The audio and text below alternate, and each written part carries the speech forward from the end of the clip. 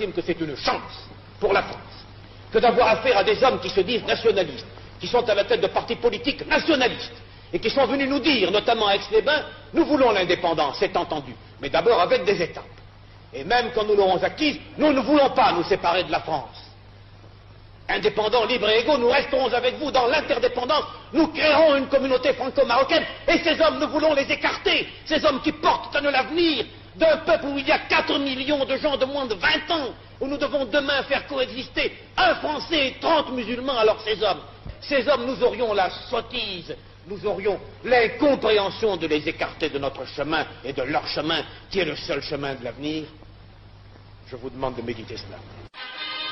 La veille, au palais impérial de Rabat, le conseil des gardiens du trône avait été solennellement installé.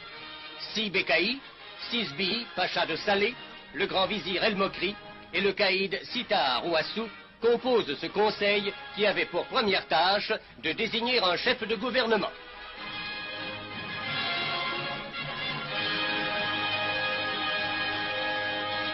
À Celles-Saint-Cloud, Sidi Mohamed Ben Youssef, arrivé de Nice, rencontrait devant une nuée de caméras de tout calibre M. Antoine Pinet, venu spécialement de Genève.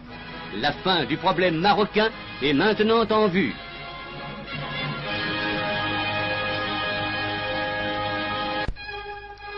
Journée mémorable dans l'histoire des rapports franco-marocains.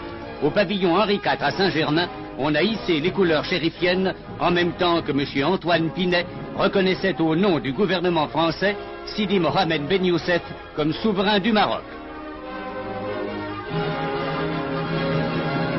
Dès le lendemain, à l'Arc de l'Étoile, le souverain accomplissait le premier acte solennel de son nouveau règne en allant s'incliner sur la tombe du soldat inconnu.